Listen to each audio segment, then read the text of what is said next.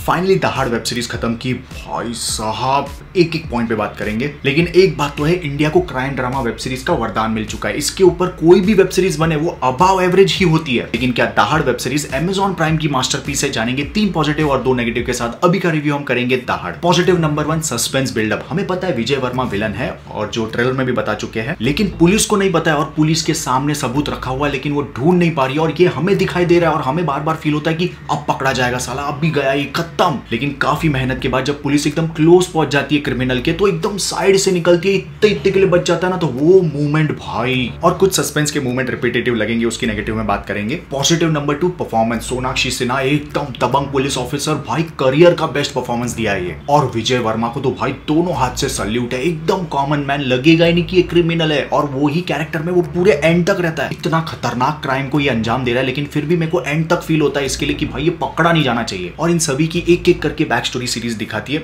उसकी नेगेटिव में बात करेंगे। लेकिन सोसाइटी की सोच क्या है, पुलिस के ऊपर दबाव बढ़ते जा रहा है, अब अगला शिकार कौन होने वाली है। बाय द वे सीरीज की कहानी थोड़ी बहुत केरला स्टोरी की तरह मिलती है, अब वो क्या है वो मैं नहीं बता सकता, लेकिन हर क्रिमिनल क्राइम सीन से कुछ ना कुछ तो अपने साथ लेके जाता है, उसका ट्रॉफी कह सकते हो या फिर याद कह सकते हो। इन शॉर्ट वो सारे एलिमेंट जो एक क्राइम ड्रामा में हम एक्सपेक्ट करते हैं, वो सारी चीजें इसके अंदर है। मोबाइल से ट्रैक करके चोर को ढूंढना, पुलिस का इन्वेस्टिगेशन के अंदर इतना घुस जाना कि वो अपनी पर्सनल लाइफ से, अपनी फैमिली से दूर हो रही है, और इन सब के अंदर सोसाइटी की छोटी सोच, डिस्क्रिमिनेशन, पॉलिटिकल एजेंडा वगैरह वगैरह बहुत कुछ है। और आखिरी पॉजिटिव है सीरीज का, इतना टाइम सीरीज के अंदर देने के बाद फाइनली एंड में हमें पता चलता है कि इसका एंड हुआ है। क्योंकि भाई 8 एपिसोड 50 मिनट का टाइम दिया, तो ऐसा नहीं कि एंड में आके और थोड़े के लिए रह गया अभी सीजन 2, नहीं, ऐसा कुछ नहीं है। हमें सेटिस्फाई करती है सीरीज, और एंडिंग के 2 एपिसोड्स बहुत ही ज्यादा एंगेजिंग, आपको ऐसा देजावू जैसा फील होगा कि यार ये फिर से नहीं स्पॉइलर होगा, लेकिन सभी के लिए आपको रखना होगा बहुत सारा पेशेंस। नेगेटिव नंबर 1, अब रील्स और शॉर्ट्स का जमाना है, हमको फटाफट किक चाहिए। तो अगर आप उस टाइप के हो तो भाई पहले 2 एपिसोड में ही बोर हो जाओगे, आपके लिए बिल्कुल नहीं। क्योंकि स्टार्टिंग के 2 एपिसोड में मुझे भी ऐसा लग रहा था कि क्या क्राइम पेट्रोल या सीआईडी चल रही है। वो सारी चीजें जो हमने ऑलरेडी देखी है वो सब रिपीट होते हुए दिखती है। नेगेटिव नंबर 2, स्टोरी टेलिंग कुछ इस तरह से कि कई मोमेंट्स आपको रिपीटेटिव लगेंगे। फॉर एग्जाम्पल, लड़की को प्यार में फंसा के जिस तरह से ये अपने जाल में फंसाता है, वो चीज को